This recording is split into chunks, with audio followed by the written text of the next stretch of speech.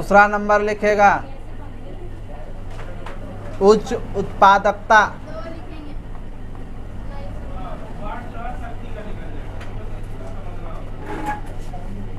उच्च उत्पादकता।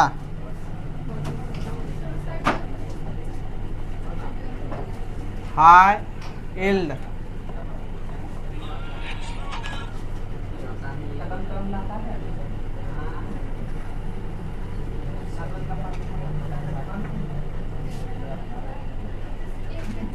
अधिक उत्पादन करने का शक्ति हो।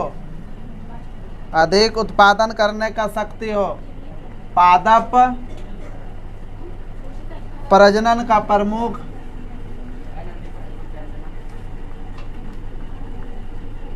पादप प्रजनन का प्रमुख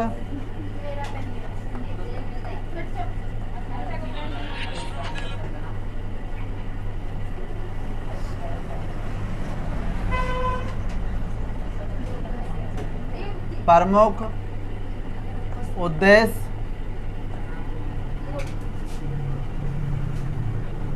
फसलों की उत्पादन,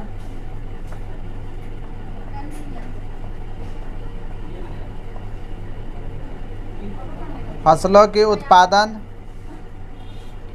क्षमता को बढ़ाना है।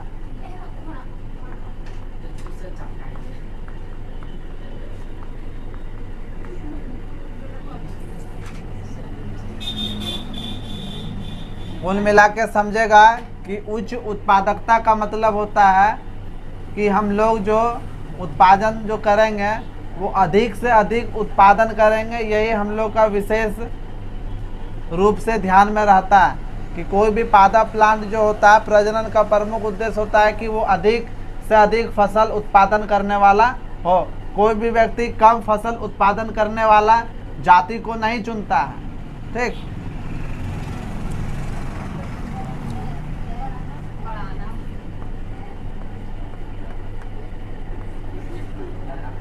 अनाज उत्पादकता,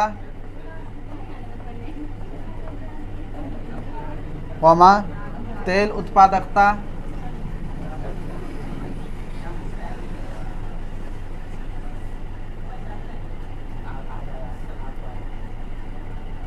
रेशों की उत्पादकता, रेशों की उत्पादकता,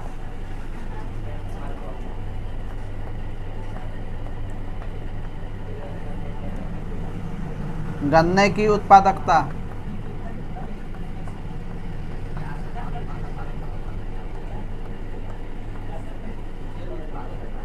आदि कुछ भी हो सकती है।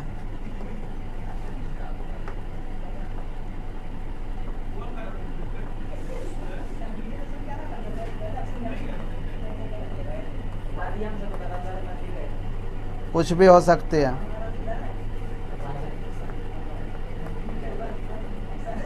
फसलों की उत्पादन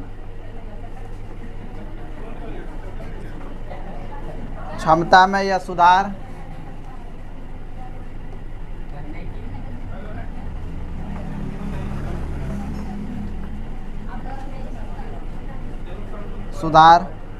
उच्च उत्पादक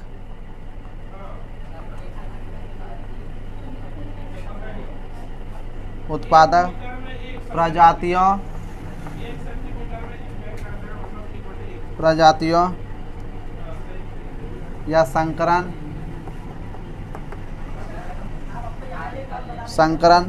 प्रजातियों का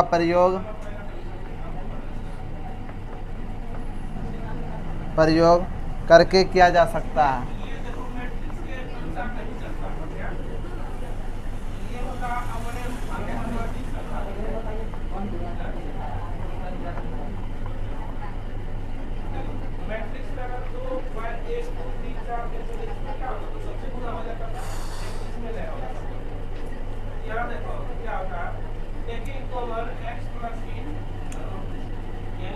उच्च उत्पादकता अधिक से अधिक उपजाऊ हो, इसके लिए भी हम लोग ध्यान में रखते हैं। पादप प्रजनन का प्रमुख उद्देश्य ये चीज़ होता है कि अधिक से अधिक कोई भी फसल का उत्पादन हो, क्षमता को बढ़ाना है।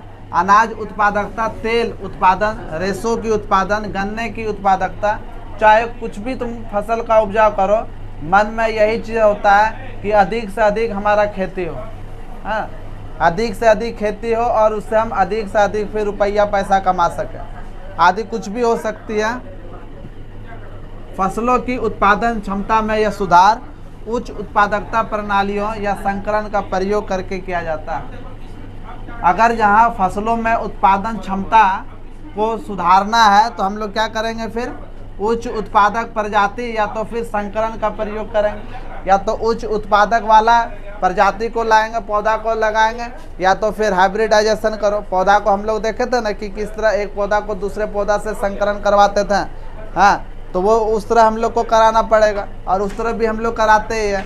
या तो नया पौधा उच्च उत्पादक वाला प्रजाति लो, पौधा बीज खरीदो, या तो फिर पढ़ा रहे हैं वहाँ दांत निकाला तुम लोग, गजब है यार, प्रजाति, या तो फिर संकरण वाला, मतलब कि या तो तुमको संकरण अगर जहाँ आता है तो ठीक है, नहीं तो फिर संकरण जाके लैब में जाके करवा फिर।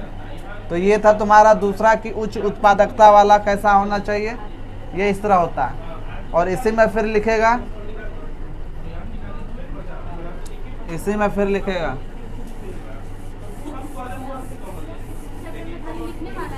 खाली लिखने वाला है ये वाला एक सप्ताह है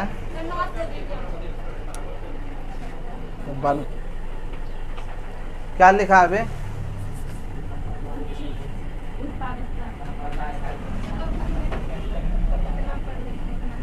लिखेगा उत्पादन, हाँ,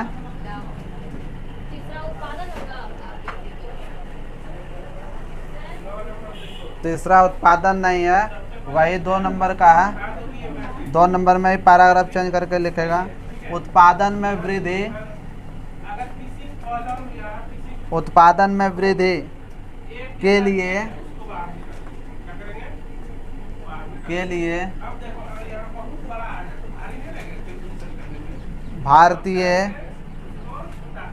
भारतीय कृषि अनुसंधान संस्थान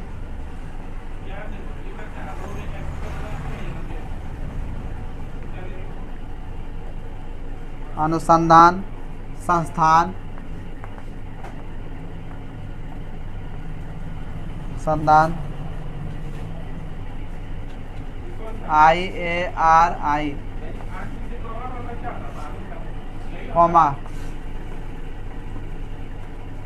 पंजाब कृषि विश्वविद्यालय,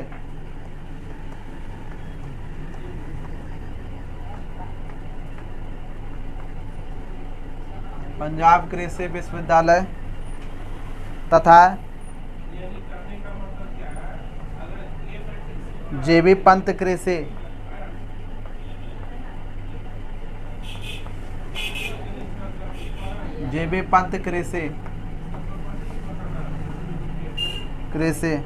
एवं प्रौद्योगिकी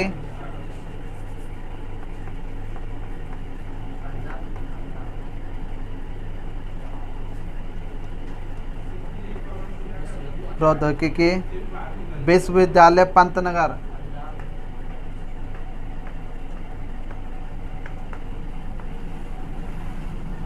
विश्वविद्यालय पंतनगर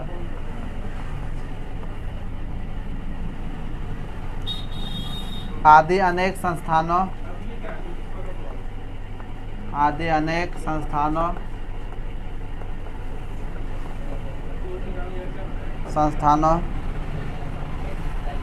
नए गेहूं की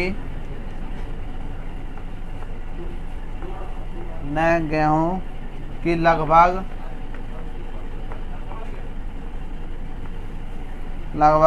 600 नई प्रजाति तैयार की।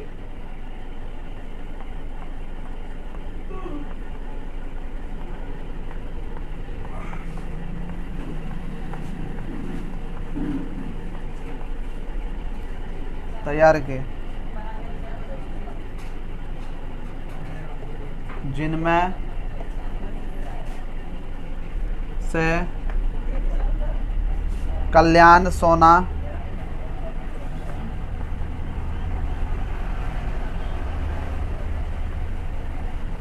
जिनमें से कल्याण सोना 227,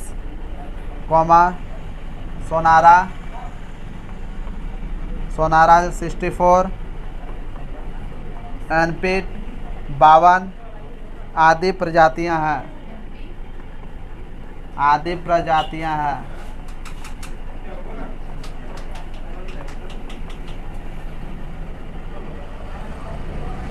उत्पादन में वृद्धि के लिए भारतीय कृषि अनुसंधान, ठीक, भारतीय कृषि अनुसंधान संस्थान,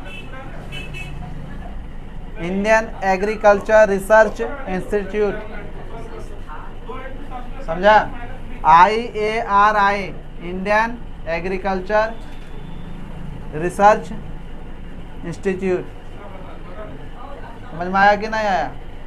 भारतीय कृषि अनुसंधान ने उत्पादन में वृद्धि के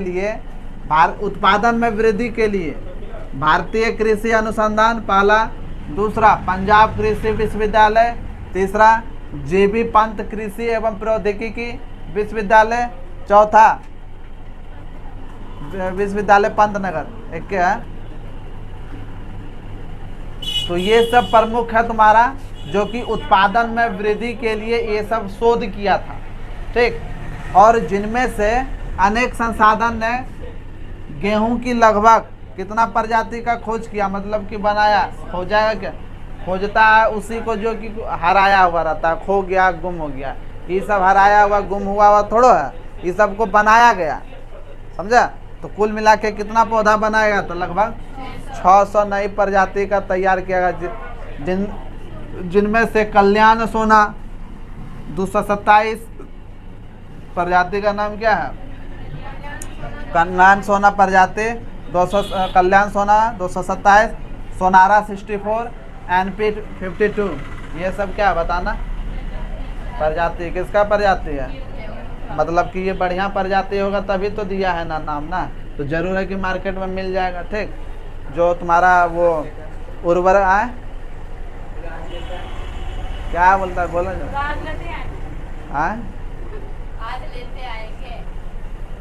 जो दुकान होता है खाद वगैरह का दुकान, तो वहाँ पे जाना, तुमको लोग को ये सब प्रजाति मिल जाएगा, ठीक।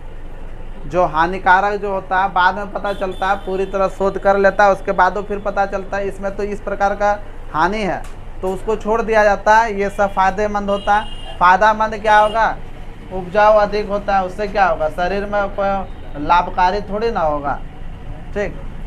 हानिकारक भी नहीं होगा तो लाभकारी भी नहीं होगा। तो याद रखना ये सब प्रजाति थोड़ा सा, कौन कौन सा भारतीय कृषि वो था जिसके ऊपर उत्पादन में वृद्धि के लिए प्रयोग किया गया था, ठीक। कौन कौन सा था, भारतीय कृषि अनुसंधान संस्थान, पंजाब कृषि विश्वविद्यालय तथा JB पंत कृषि एवं प्रौद्योगिकी विश्वविद्यालय पंतनगर। और गेहूं का लगभग कितना प्रजाति लोग खोजा था, 600, जिसमें से कल्याण सोना 227, सोनारा 64 और NP 52। अब 600 है तो 600 नाम भी होगा ना उसका प्रजाति का, ये मुख्य है तो इसके लिए ये दिया हुआ।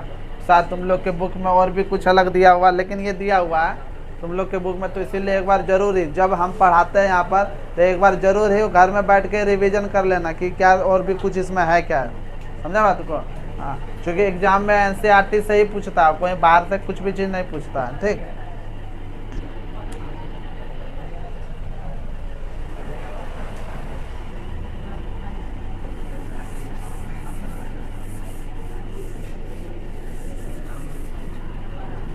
चलो तीसरा लिखेगा,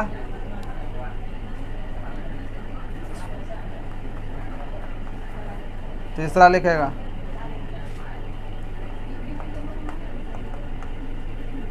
विषाक्त पदार्थों के प्रति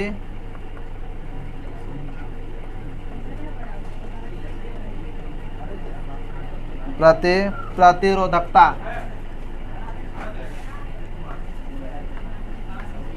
प्रतिरोधकता पादप प्रजनन का एक अन्य महत्वपूर्ण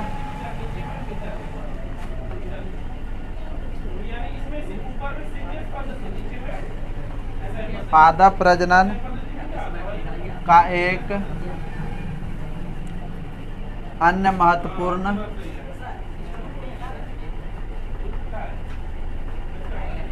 अन्य महत्वपूर्ण उद्देश्य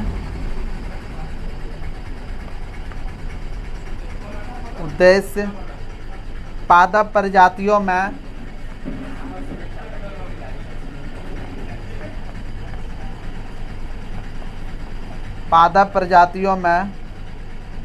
विषाक्त पदार्थों के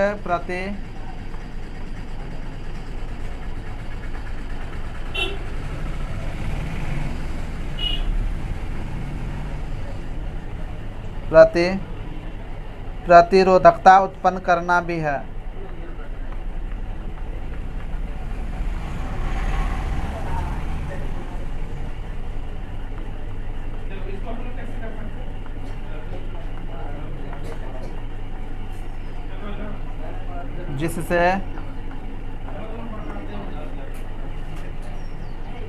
जिससे वे मानव जाति के प्रयोग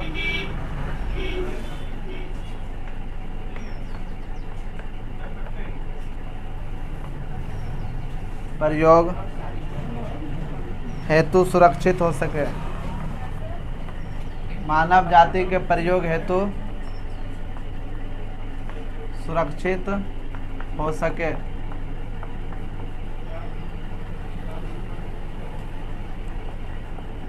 उदाहरण खेसरी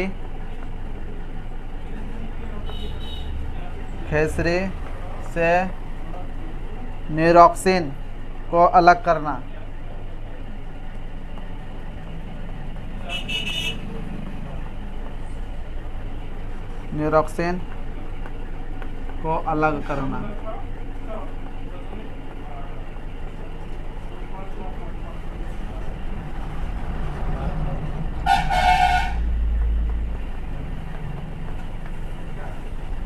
जो शरीर के निचले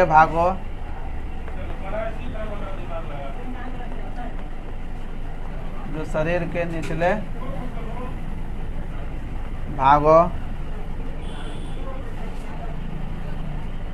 में लकवा उत्पन्न करता है।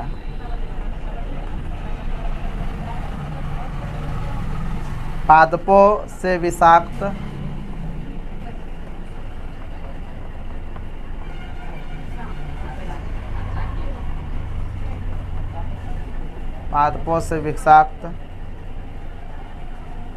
पदार्थों के पृथक्करण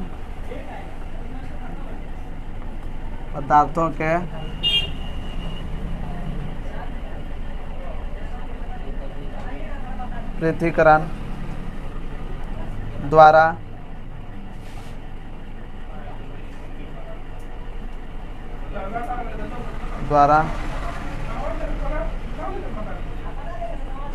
पादपों की पोषण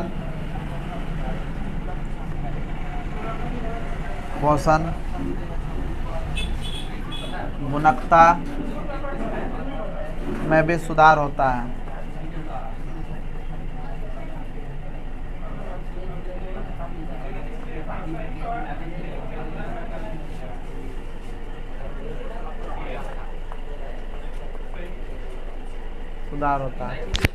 लिख लिया।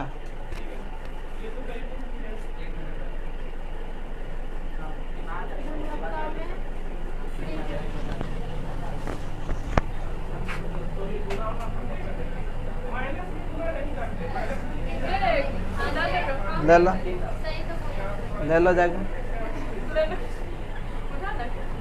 विषाक्त पदार्थों के प्रति प्रतिरोधकता। कोई भी विषाक्त पदार्थ अगर जहाँ पादप में है तो उसको रोकने के लिए कोई भी चीज होना चाहिए। पादप प्रजनन का एक अन्य महत्वपूर्ण उद्देश्य यह भी है कि पादप प्रजातियों में विषाक्त पदार्थों के प्रति प्रतिरोधकता उत्पन्न करने का भी क्षमता होना चाहिए। अगर जहाँ प्रतिरोधकता का अगर जहाँ क्षमता नहीं है तो कोई भी सा अगर जहाँ बीमारी होता है, जिस तरह हम लोग के शरीर में बीमारी होता है उसको रोकने वाला होता है ना, नष्ट करने वाला, उसी तरह इसमें भी होना चाहिए। अगर जहाँ ऐसा नहीं होगा तो हम लोग भी पूरी तरह से कमज़ोर पड़ जाएंगे, और हालांकि ये पूरी तरह से सत्य बात होता नहीं है। वो अपने अनुसार वो उत्पादन जो करता है, शोध करता है, वो सही है, लेकिन जब वो उत्पादन के लिए किसान के हाथ में आता है तो उसका वो लापरवाही करता है, ठीक, जिससे वे मानव जाति के प्रयोग हेतु सुरक्षित हो सके। उदाहरण के लिए खेसरी से न्यूरोक्सिन को अलग करना, जो शरीर के निचले भागों में लकवा उत्पन्न करता है। खेसरी एक प्रकार का पौधा होता है और उस पौधा में से एक विषाक्त पदार्थ होता है जो कि न्यूरोक्सिन कहलाता है। क्या कहलाता है? न्यूरोक्सिन। अगर जहाँ खेसरी के साथ अगर जहाँ न्यूरोक्सिन अगर जहाँ शरीर में चले जाता है हम लोग के शरीर में, तो शरीर का जो निचला जो भाग है वो लकवाग्रस्त हो सकता है, काम करना बंद कर सकता है। पादपों में विषाक्त पदार्थ पृथक्करण द्वारा पौधों की पोषण गुणवत्ता में भी सुधार आता है। अगर जहाँ ये चीज़ मिला हुआ रहेगा तो हम लोग इसका उपयोग करेंगे खाने पकाने के लिए? नहीं करेंगे। अगर जहाँ ये चीज़ नहीं रहेगा और इसको अलग करने का विधि या उसमें गुण अगर जहाँ उसमें पाया जाएगा तो पृथक्करण द्वारा पादपों का जो पोषण जो होगा वो गुणवत्ता में भी सुधार आएगा, जो कि हम लोग उसका उपयोग कर सकते हैं। तो चलो तब आज यहीं तक, अगले दिन तब फिर देखते हैं। और तुम लोग थोड़ा